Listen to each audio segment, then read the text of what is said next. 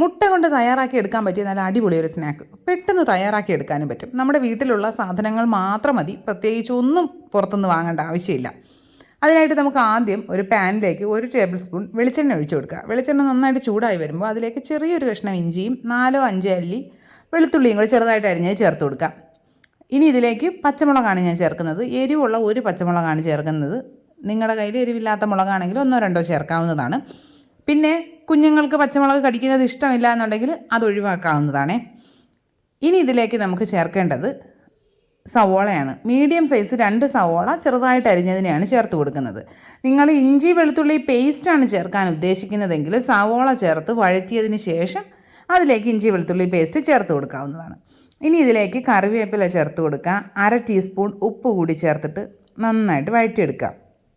നമ്മൾ ഇഞ്ചിയും വെളുത്തുള്ളിയും അരിഞ്ഞ് ചേർക്കുന്നത് കൊണ്ട് അത് നന്നായിട്ടൊന്ന് റോസ്റ്റ് ചെയ്തതിന് ശേഷം മാത്രമേ സവോള ചേർക്കാൻ പാടുള്ളൂ. ഇല്ലെങ്കിൽ അതിൽ ചിലപ്പോൾ ഇഞ്ചിയും വെളുത്തുള്ളിയും പച്ചയ്ക്ക് കടിക്കുമ്പോൾ അത്ര ടേസ്റ്റ് ഉണ്ടാവില്ല.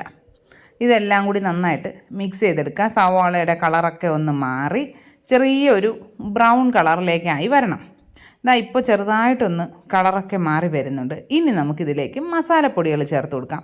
അധികം മസാലയൊന്നുമില്ല. ഒരു 1/4 ടീസ്പൂൺ മഞ്ഞൾപ്പൊടി, 1/2 ടീസ്പൂൺ ഗരം മസാലപ്പൊടി, കുരുമുളക് പൊടി ഏകദേശം 3/4 ടീസ്പൂണോളം ചേർക്കുന്നുണ്ട്. എരിവ് പോരാ എന്ന് തോന്നുകയാണെങ്കിൽ ഇനിയും ചേർക്കാം. പിന്നെ കളറിന് വേണ്ടി മാത്രം ഒരു 1/4 teaspoon Kashmiri chilli powder, 1/2 table spoon മല്ലിപ്പൊടി, ഇത്രയും ചേർത്തിട്ട് ഇതിൻ്റെ പച്ചമണം മാറുന്നത് വരെ ഒന്ന് വഴറ്റി കൊടുക്കുക. എല്ലാം കൂടി മിക്സ് ചെയ്തതിന് ശേഷം ഒന്നുകൂടി ഉപ്പ് നോക്കുക. ഉപ്പില്ല എങ്കിൽ കുറച്ചുകൂടി ചേർത്ത് കൊടുക്കുക. കുരുമുളക് പൊടി വേണമെങ്കിൽ അതും ചേർത്ത് കൊടുക്കാവുന്നതാണ്. മല്ലിയില ഉണ്ടെങ്കിൽ നിങ്ങൾക്ക് ഈ സമയത്ത് ചേർക്കാവുന്നതാണ്. എൻ്റെ കയ്യിൽ മല്ലിയില ഇല്ലാത്തത് കൊണ്ട് ഞാൻ ചേർക്കുന്നില്ല. നമ്മുടെ മസാല റെഡി ആയിട്ടുണ്ട്. അതിനെ നമുക്ക് മാറ്റി വയ്ക്കാം. ഇനി നനവൊന്നുമില്ലാത്തൊരു മിക്സിയുടെ ജാറിലേക്ക് 1 മുട്ട പൊട്ടിച്ചൊഴിച്ചു കൊടുക്കുക. അതിലേക്ക് 3/4 കപ്പ് ഗോതമ്പ് പൊടിയാണ് ഞാനിപ്പോൾ എടുക്കുന്നത്. നിങ്ങൾക്ക് മൈദ വേണമെങ്കിൽ അതെടുക്കാവുന്നതാണ്. ഇനി ഇതിലേക്ക് 1 കപ്പ് റൂം ടെമ്പറേച്ചറിലുള്ള പാല്, നിങ്ങൾക്ക് വേണമെങ്കിൽ തിളപ്പിച്ചാറിയതെടുത്താലും മതിയാകും. അതിലേക്ക് ചേർത്ത് കൊടുക്കാം. ഇനി ഇതിലേക്ക് ചേർക്കേണ്ടത് 2 ടേബിൾ സ്പൂൺ ഓയിലാണ്. ഞാനിപ്പോൾ വെളിച്ചെണ്ണയാണ് ചേർക്കുന്നത്. നിങ്ങൾക്ക് സൺഫ്ലവർ ഓയിലോ നെയ്യോ യൂസ് ചെയ്യാവുന്നതാണ്. ഇനി ഇതിലേക്ക് ഒരു 1/4 ടീസ്പൂൺ ഉപ്പ്, 1/4 ടീസ്പൂൺ കുരുമുളക് പൊടി, ഇത്രയും കൂടി ചേർത്തിട്ട് ഹൈ സ്പീഡിലിട്ടൊരു 20 സെക്കൻഡോളം ഒന്ന് അടിച്ചെടുത്ത് മാറ്റി വയ്ക്കാം. ഇനി നമുക്ക് 3 കോഴിമുട്ട പുഴുങ്ങിയതിന് വട്ടത്തിൽ കട്ട് ചെയ്ത് വെക്കാം. മുട്ടയുടെ തോലിളകി വരാൻ നല്ല പാടായിരുന്നേ. പുതിയ മുട്ട ആയത് കൊണ്ടാണ് അങ്ങനെ ഒരു ബുദ്ധിമുട്ടുണ്ടായത്. ഇതുപോലെ മുട്ടയെല്ലാം കട്ട് ചെയ്ത് വെച്ചിട്ടുണ്ട്. മുട്ടയുടെ വൈറ്റ് മാത്രമായിട്ട് കിട്ടുന്നതിനെ ചെറിയ കഷ്ണങ്ങളാക്കി മുറിച്ച് വെച്ചിട്ടുണ്ട്. ഇനി നമുക്ക് കുക്ക് ചെയ്ത് തുടങ്ങാം. അതിനായിട്ട് പഴയ ഒരു ദോശത്തവ അടുപ്പിൽ വെച്ച് നന്നായിട്ട് ചൂടായിട്ടുണ്ട്. അതിന് മുകളിലേക്ക് ഏത് പാത്രത്തിലാണോ നമ്മളിത് സെറ്റ് ചെയ്യാൻ ഉദ്ദേശിക്കുന്നത് ആ പാത്രം വെച്ച് കൊടുക്കുക. അതിലേക്ക് കുറച്ച് വെളിച്ചെണ്ണ ഒന്ന് നന്നായിട്ട് എല്ലാ സൈഡിലേക്കും ഒന്ന് ബ്രഷ് ചെയ്ത് കൊടുക്കുക. എന്നിട്ട് ഈ പാത്രം ചെറുതായിട്ടൊന്ന് ചൂടായി കഴിയുമ്പോൾ അതിലേക്ക് നമ്മൾ മിക്സിയിൽ അടിച്ചു വെച്ചിരിക്കുന്ന ബാറ്റർ മുഴുവനായിട്ട് ഒഴിച്ചു കൊടുക്കാം. നമ്മൾ 2-3 ലെയറായിട്ട് അങ്ങനെയൊന്നും ചെയ്യുന്നില്ല, ഒരൊറ്റ ലെയറേ ഉള്ളൂ. അപ്പോൾ ഈ ബാറ്റർ മുഴുവൻ ഒഴിച്ചതിന് ശേഷം ഇതിലേക്ക് നമ്മുടെ ഉള്ളിയുടെ മസാല ഉണ്ടല്ലോ അത് ചേർത്ത് കൊടുക്കാം. ഉള്ളിയുടെ മസാല കുറച്ച് താഴ്ഭാഗത്തേക്ക് പോകുന്ന രീതിയിൽ വേണം നമ്മൾ ഇട്ട് കൊടുക്കാൻ.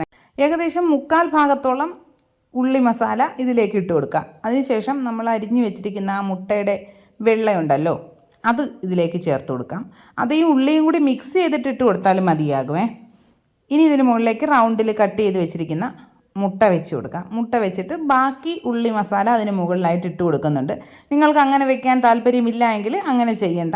മല്ലിയില ഉണ്ടെങ്കിൽ മല്ലിയില കുറച്ചൊന്ന് അതിന് മുകളിലായിട്ട് വിതറിയെടുത്താൽ മതിയാകും.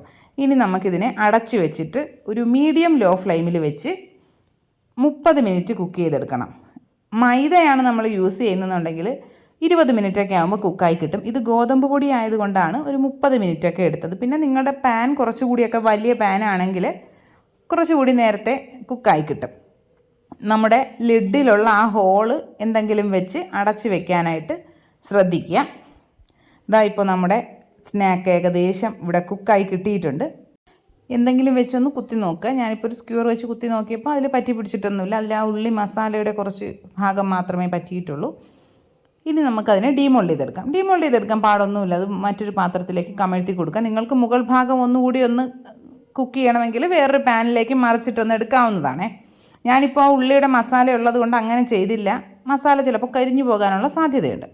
ഇനി നമുക്കിതിനെ ചെറിയ ചൂടോടുകൂടി തന്നെ കട്ട് ചെയ്ത് കഴിക്കാം. അടിപൊളി ടേസ്റ്റാണ്, നല്ല സോഫ്റ്റാണ്.